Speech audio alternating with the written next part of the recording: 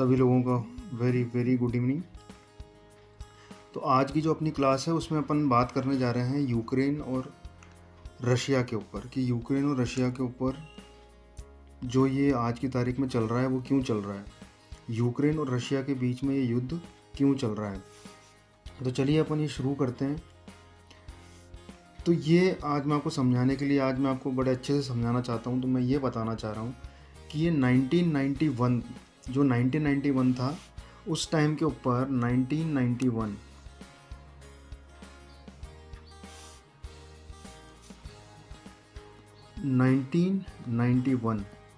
इस टाइम के अंदर रशिया के अंदर कोल्ड वॉर हुआ। कोल्ड वॉर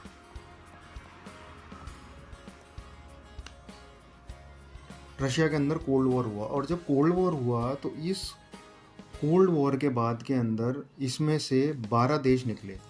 12 देश कौन से निकले? जैसे कि Russia, Estonia, Latvia, Lithuania, Belarus, Ukraine, Moldova, Georgia, Armenia, Azerbaijan, Kazakhstan, Uzbekistan, Turkmenistan, Kyrgyzstan और तजाकिस्तान। तो ये 12 देश उसमें से निकले। अब 1991 से लेकर के सब कुछ अच्छा चल रहा था। 1991 से लेके सब कुछ ही बेहतरीन और बहुत अच्छे तरीके से चल रहा था। तो 1922 आते आते ऐसा क्या हुआ कि रशिया को तकलीफ हुई यूक्रेन से। What troubles Russia with Ukraine, Ukraine के साथ रूस को क्या परेशानी हुई। तो उसकी जो परेशानी है वो अपन आगे समझते हैं। तो समस्या का जो मूल कारण था वो एक था पेट्रोलियम गैस, दूसरा था यूरोपियन यूनियन, तीसरा था नाटो। अब यूरोपियन यूनियन क्या होता है, नाटो क्या होता है, ये सब अपन आगे समझेंगे धीरे धीरे।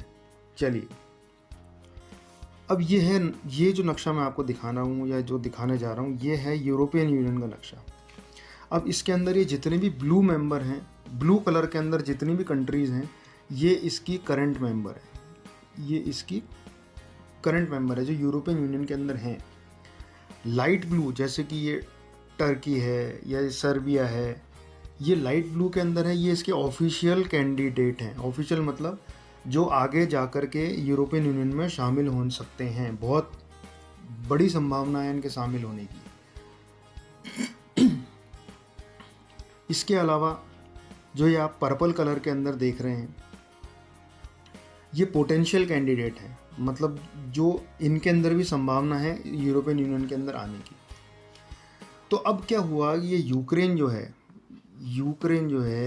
ये यूक्रेन ने 2014 के अंदर ये बोला कि हम यूरोपियन यूनियन में जाना चाहते हैं, हमको यूरोपियन यूनियन में शामिल होना है। तो 2014 के अंदर इनकी जो पार्लियामेंट थी उसने प्रस्ताव पारित कर दिया कि हमको यूरोपियन यूनियन के अंदर जाना है। तो ये चीज़ रशिया को पसंद नहीं आई।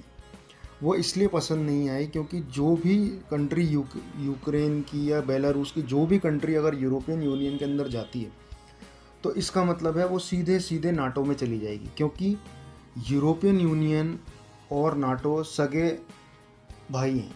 ये समझ लो आप, सगे भाई हैं। जो यूरोपियन यूनियन में चला गया वो नाटो में चला गया। अब यूरोपियन यूनियन है क्या? यूरोपियन यूनियन दरअसल उन देशों का एक समूह है जो कि अपनी एक इकोनॉमी रखना चाहते हैं। एक इकोनॉमी कैसे रखना चाहते हैं? जैसे यूरोपियन यूनियन की जो करेंसी है वो है यूरो। अब आप यूरो को लेके स्वीडन में चले जाओगे तो भी चलेगी, फिनलैंड में चले जाओगे तो भी चलेगी, पोलैंड में भी चलेगी, जर्मनी में भी चलेगी, फ्रांस में भी चलेगी, स्पेन में भी चलेगी।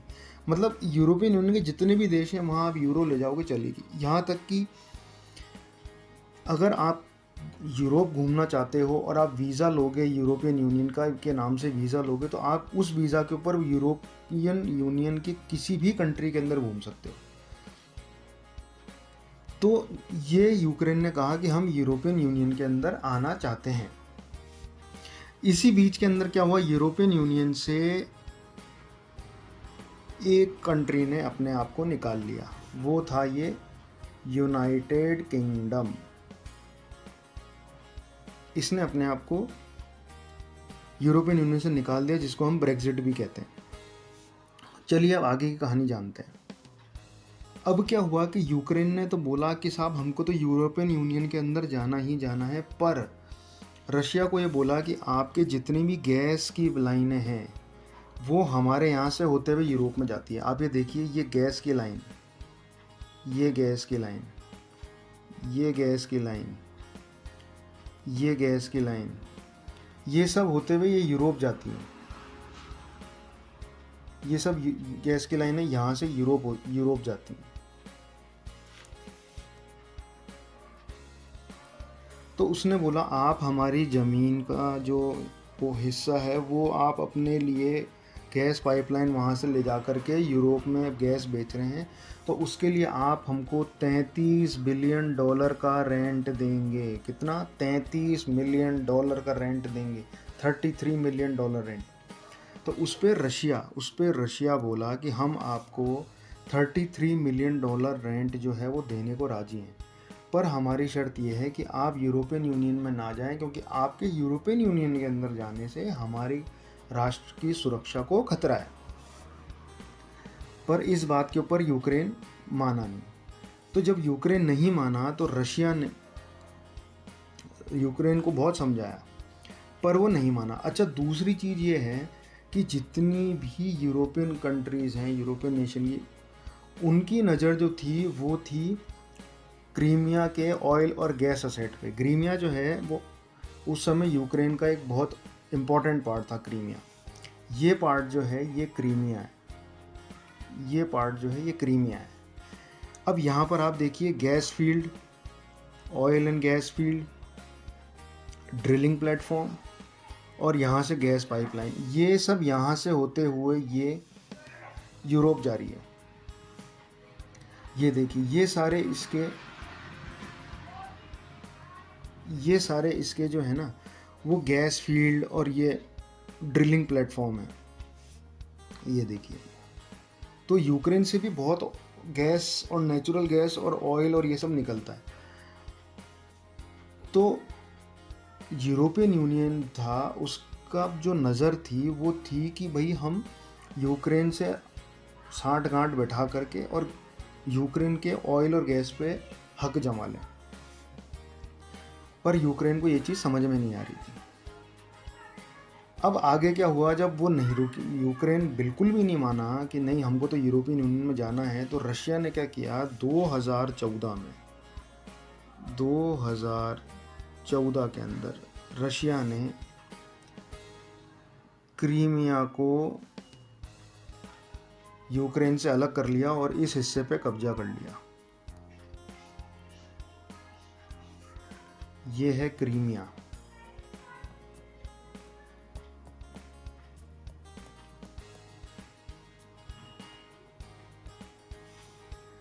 इसके ऊपर कब्जा कर लिया। अब इसके ऊपर कब्जा करने से ये जो अज़ोव सी है, इसके ऊपर रशिया का कब्जा हो गया और उसकी नौसेना जो है वो यहाँ से आकर के ब्लैक सी में बैठ गई। उसकी नौसेना ब्लैक सी में आके बैठ गई। उसके बाद में जब ये कार्रवाई रशिया ने करी, ये कार्रवाई जब रशिया ने यूक्रेन पे करी और क्रीमिया को अलग करके और उस पर कब्जा कर लिया, तब भी दुनिया के कई देशों ने उस पर सैंक्शन लगाए। सैंक्शन कैसे लगाए? जैसे पहले 2014 के पहले G8 कंट्रीज़ होती थी, G8 कंट्रीज़, उसमें से रशिया को निकाल दिया, रशिया को निकाल दिया। अब ये केवल G7 कंट्रीज़ रह गई हैं, पर इसका असर रशिया पे कुछ भी नहीं हुआ। G8 में रहो या G7 में रहो नहीं रहो, उससे कोई मतलब नहीं है। G8 वो कंट्री हैं जो कि दुनिया की सबसे पावरफुल, इकोनॉमिकली पावरफुल और जो मोस्ट स्ट्रॉन्ग कंट्रीज़ हैं, उनका ये ग्रुप है जो कि दुनिया के ऊपर कई बड़े फैसलों के ऊपर मीटिंग करती है और कई चीज़ें करती है। इसका बहुत सारा रोल है दुनिया पे।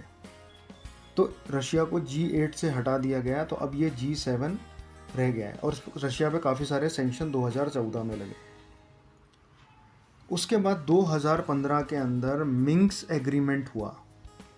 मिन्स्क एग्रीमेंट के अंदर जो है वो रशिया ने बोला कि हम हमारी सेना को वापस रशिया के अंदर बुला लेंगे और आप अपना, और जो यूरोपियन यूनियन में जाने के लिए जो यूक्रेन पीछे पड़ा था उसने उस चीज़ को विड्रॉ कर लिया कि भाई अब हम यूरोपियन यूनियन में नहीं जा रहे और आप भी अपनी सेना यहाँ से हटा लो। तो ये मिन्स्क एग्रीमेंट होने के बाद में सब कुछ शांत हो गया था। पर अब असली कहानी कब शुरू हुई है, वो ये हुई है कि जब यूक्रेन ने 2017 के अंदर बोला कि मेरे को जो है वो तो नाटो में जाना है। अब रशिया के लिए सबसे बड़ा खतरा था, क्योंकि नाटो का क्या है कि एक आर्टिकल नंबर 5 है, उसके अंदर अगर कोई भी देश अगर नाटो के किसी भी देश के ऊपर हमला करता है तो नाटो की जितनी भी कंट्री हैं, जितने भी संगठन के जितनी भी कंट्री हैं, वो एक साथ मिलकर उस पर हमला करती हैं।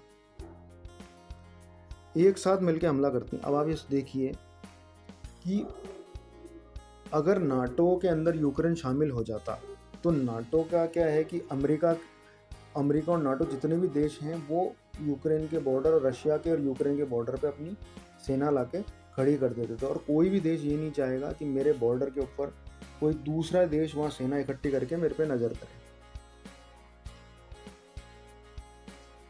तो अब जब नाटो में शामिल होने के लिए 2017 में उसने बोला तो उसके जो रिश्ते हैं यूक्रेन से वो बिगड़ने लगे।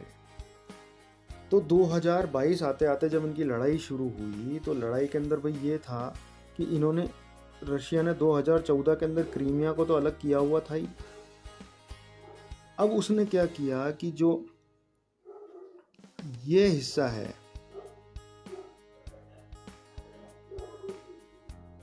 इसके ऊपर भी ये हिस्सा जो है यहाँ पर अपने सैनिक भेजे और यहाँ भेजने के बाद में इनको अलग देश घोषित कर दिया। अलग देश कैसे घोषित कर दिया, जिसे आप यहाँ पे समझें, इसको यहाँ पे समझें कि एक है लुनास्क और दूसरा है डोनेस्क, और इनको डॉनबास भी कहा जाता है।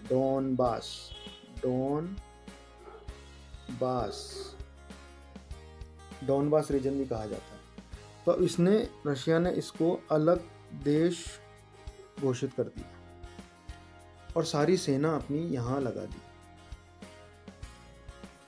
यहाँ पर इसकी सारी सेना है ही, अजोव सी के अंदर इसकी सारी सेना है ही, क्रीमिया में इसकी सारी सेना है ही, और इसकी जो नेवी है उसने ब्लैक सी से आकर यूक्रेन पे हमला कर दिया।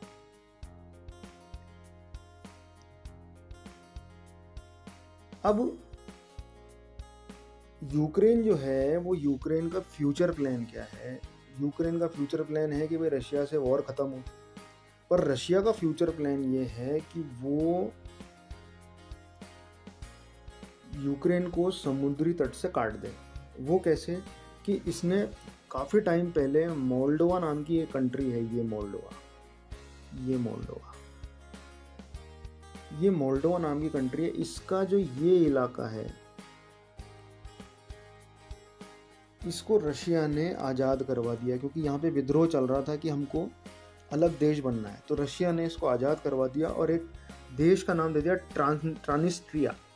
ट्रांनिस्ट्रिया देश घोषित कर दिया। अब ये क्या है रशिया के फेवर में? तो रशिया ये चाहता है कि भाई यहाँ से ये होता हुआ और यहाँ तक इसको काट दे, यूक्रेन को कट कर दे। तो यूक्रेन क्या हो जाएगा? लैंड लॉक कंट्री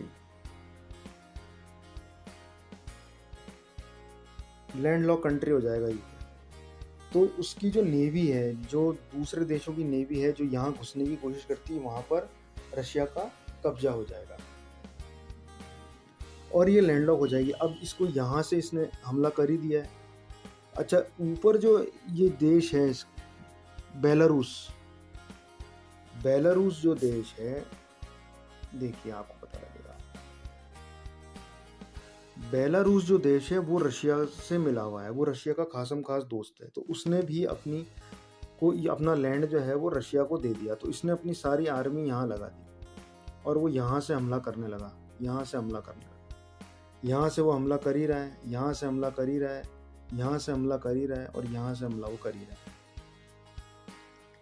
अब ये सब हो रहा है और वो इसको लैंडलॉक कंट्री बनाना चाहता है। इसके अलावा उसकी शर्त यही है कि वो यूक्रेन जो है वो नाटो में शामिल होने से मना कर दे, यूरोपियन यूनियन में शामिल होने से मना कर दे। ये उसकी कुछ शर्तें हैं। पर अब अगली मुद्दा ये आता है कि साहब यूएनओ कुछ क्यों नहीं बोलता है, यूएनओ कुछ क्यों नहीं बोल रहा। तो यूएनओ का एक आर्टिकल नंबर 7 है। उस आर्टिकल नंबर 7 के अनुसार कोई देश किसी पे अटैक नहीं कर सकता, किसी पे आक्रमण नहीं कर सकता। पर अगर किसी देश में से कुछ लोग वहाँ से आज़ादी मांगते हैं या अपने लिए नया देश मांगते हैं और वो रशिया से या दुनिया के किसी भी बड़े देश से मदद मांगते हैं, तो वो रशिया उसको मदद दे सकता है या वो बड़ा देश उनको मदद दे सकता है। तो उसने क्या किया,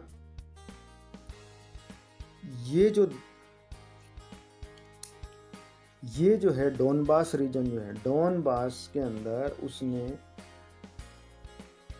बोला कि भाई तुमको आज़ाद होना, क्योंकि डोनबास का इलाका है ना वो विद्रोहियों का है, वो जो है वो रशिया समर्थक हैं, उनकी लैंग्वेज भी रशिया की है। तो वो ये चाहते थे कि भाई हमको आज़ाद करा दिया जाए। तो उन्होंने रशिया को बोला कि हमारी मदद करो, और इसी बात का फ़ायदा रशिया ने उठाया और वहाँ पर अपनी सेना घुसा दी और दुनिया को बोला कि ये एक स्पेशल ऑपरेशन है, ये एक स्पेशल ऑपरेशन है। अब ये स्पेशल ऑपरेशन का जो पूंपाड़ी बजाने वाला था ना, ये अमेरिका भी है। अमेरिका ने भी अफ़गानिस्तान के अंदर जो है वो अपना स्पेशल ऑपरेशन और कई जगह पे स्पेशल ऑपरेशन के नाम पे खूब नाटक किए। तो उसी का फ़ायदा जो है वो रशिया ने उठाया, और इसलिए यूएनओ कुछ नहीं कर रहा है। और यूएनओ वैसे भी कुछ नहीं करता है। जैसे आज कश्मीर का मुद्दा है अपना, इतने साल से अटका पड़ा है, यूएनओ क्या कर रहा है, कुछ नहीं कर रहा है। तो चलिए, ये बहुत इंपॉर्टेंट क्लास थी आज, ये यूपीएससी के अंदर भी आती है, इसके कई सवाल आएंगे, करंट अफेयर में भी है ये। तो आई होप आप लोगों को ये मुद्दा समझ में आया होगा। अब इसके कॉन्सिक्वेंसेस क्या हो रहे हैं लड़ाई के, वो मैं आपको अगले वीडियो में बताऊंगा। जब तक के लिए मेरे चैनल को लाइक शेयर सब्सक्राइब करना ना भूलें, क्योंकि बेल बजाना तो बिल्कुल भी ना भूलें, क्योंकि बेल जब तक नहीं बजाएंगे आप तो आपको न्यू नोटिफिकेशन नहीं आएगा। जब तक के लिए थैंक यू।